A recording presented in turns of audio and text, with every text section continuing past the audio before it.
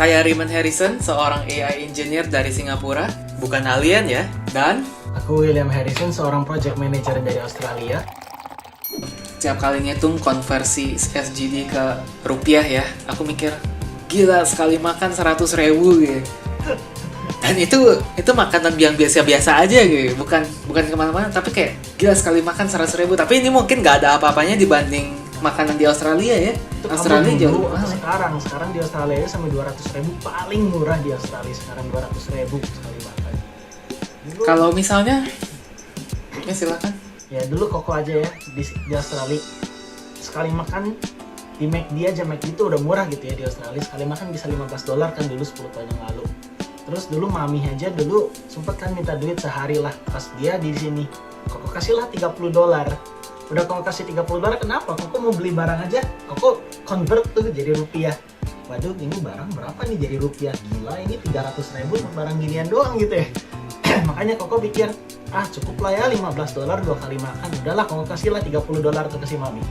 Udah koko kasih tuh $30 kasih mami. Mami kayak, gila ini lu pelit-pelit banget sih. Mami kan kadang-kadang pernah tuh ya ke Europe beli tas buat dijual. Pelit-pelit banget. Koko sampai dimarahin tuh sama papi. Padahal gajinya, duit jajan bulanannya Koko aja nggak segitu gede gitu ya. Koko mikir kalau misalnya Koko ngasih 2 juta, ngasih 3 juta gitu ya sehari ke si mami, gimana caranya Koko makan? Udahlah digantiin. Ya udah Koko kasihlah ke mami. Itulah. Itu Jadi nanti ya lah cost of di, living. di podcast berikutnya Koko jelasin. Oke, jadi mungkin podcast ini lebih fokus ke aku yang merantau ke Singapura.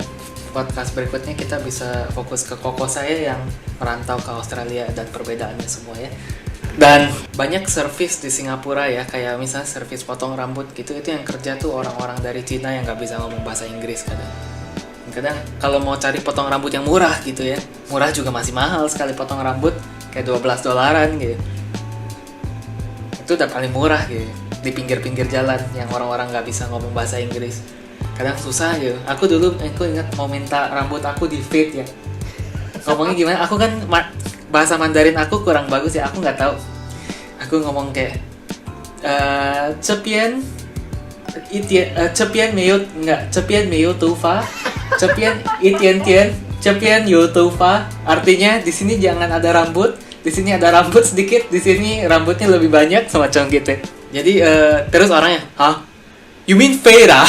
Oh bisa, dia tahu fade. Ya kadang aku nggak tahu apa yang mereka tahu, apa yang mereka nggak tahu, kadang aku nggak tahu juga. Jadi ya begitulah. Kalau kalian ke Singapura misalnya nggak tahu apa ngomong bahasa Inggris aja, mungkin kalau servis-servis yang kayak diservisin orang Cina gitu ya, kayaknya mereka Inggris dikit-dikit ngerti, tapi kebanyakan mereka bakal ngomong ke kamu bahasa Mandarin. Jadi kalau bisa bahasa Mandarin ke Singapura itu lumayan advantageous tuh. Nah, ini yang menarik lagi nih. Persepsi orang Singapura ke orang Indonesia tuh gimana sih? Biasa kalau aku di Singapura ya, ngomong aku orang Indonesia, ada 2 respons yang sangat berbeda. Respons yang pertama di satu sisi lain, oh kamu pasti kaya banget ya, aku tahu semua orang Indonesia yang di sini kaya banget.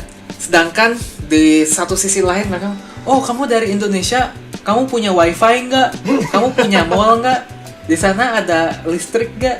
Kamu bajak sawah nggak di depan rumah kamu? Jadi ya, persepsi orang Indonesia di Singapura tuh antara super kaya atau super miskin, nggak ada di tengah-tengahnya gitu.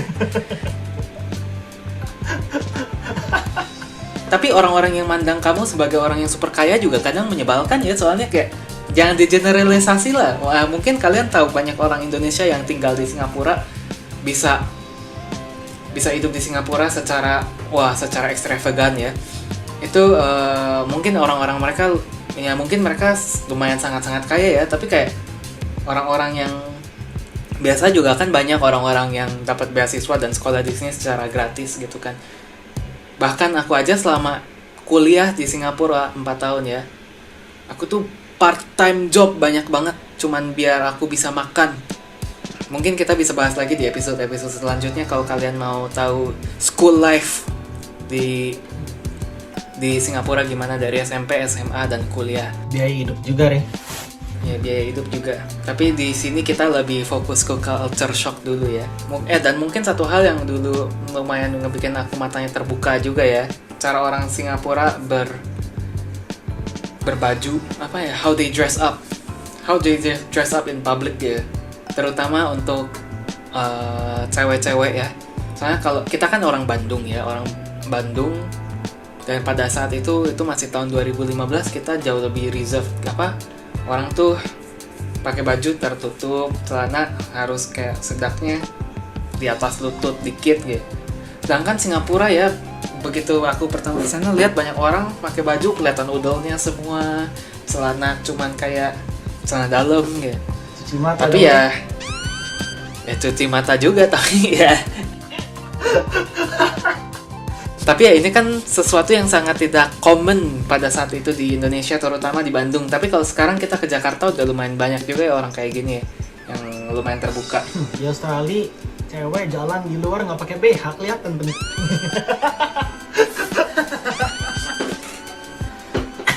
Nah, itu masih belum apa-apa. Aku ke Amerika waktu itu, aku lagi kuliah tuh dapat kesempatan exchange ke Berkeley ya.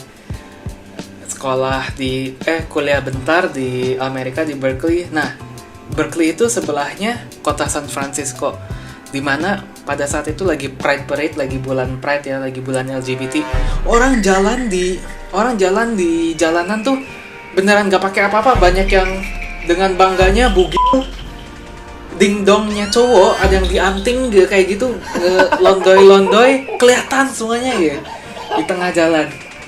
Itu culture shock lagi waktu aku ke Amerika. Dan kalau kalian tertarik juga, silahkan bisa di komen di bawah mau apa yang dibahas. Tapi itu bukan di episode hari ini ya. Ada yang menarik juga, Singapura itu salah satu negara yang paling aman di dunia ya. Jadi banyak orang itu misalnya kalau mereka di kafe, mereka kan kadang kan mereka kerja di kafe di laptop gitu ya. Mereka mau pergi ke toilet, mereka tinggalin aja laptopnya gitu. Laptopnya di sana ditinggalin, balik lagi ya laptopnya masih ada di sana. Mereka bener-bener nggak peduli gitu. Soalnya mereka tahu ninggalin laptop di tempat umum kayak gitu di Singapura tuh aman.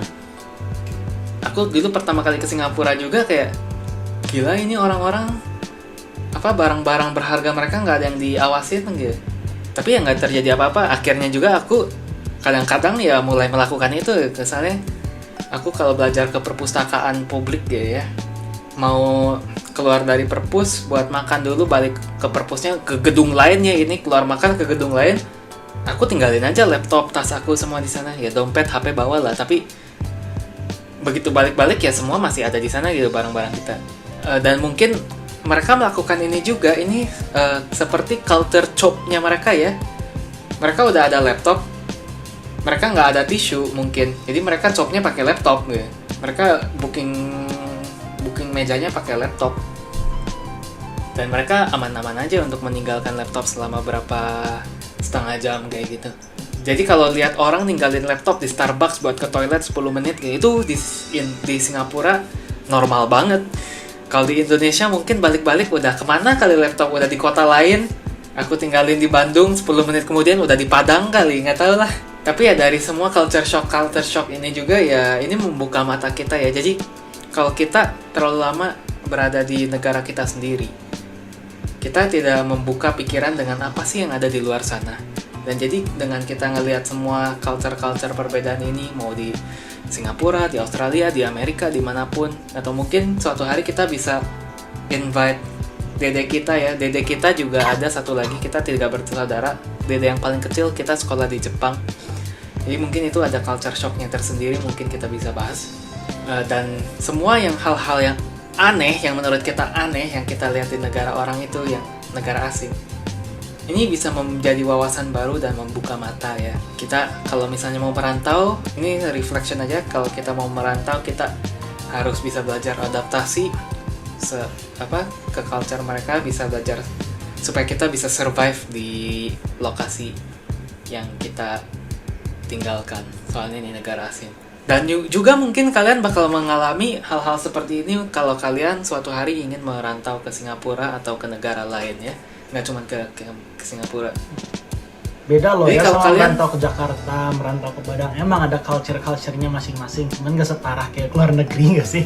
Jadi gimana nih kalau kalian juga orang-orang perantau atau apapun culture shock yang lumayan menarik, silahkan komen di bawah. Aku mau tahu ya culture shock apalagi yang mungkin aku miss out, yang lupa aku sampein. Jadi sekian dari Raymond, terima kasih telah menonton. Itulah beberapa culture shock yang dimana Raymond alamin pas dia lagi kuliah ke Singapura. Bukan kuliah sih, dari SMP, SMA, kuliah. Kalau kalian ingin bahas lebih lanjut atau apapun, silahkan komen semua di bawah. Kita bakal replyin semua komennya. Channel kita ini masih sangat kecil ya. Ini episode ketiga dari podcast kita. Kita ingin membawa perspektif internasional kepada orang-orang Indonesia. Kita ngopi merantau. Terima kasih. Dan yang subscribe, amin kaya. Bye-bye. Bye-bye.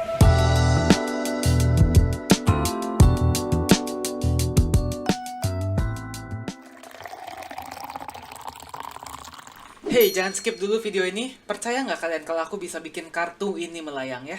Kalau aku bisa, kalian harus janji subscribe ke channel-channel kami dan tonton video kami yang lainnya ya. Ayo kita lihat. Hey, melayang beneran ini. Hey, sesuai janji.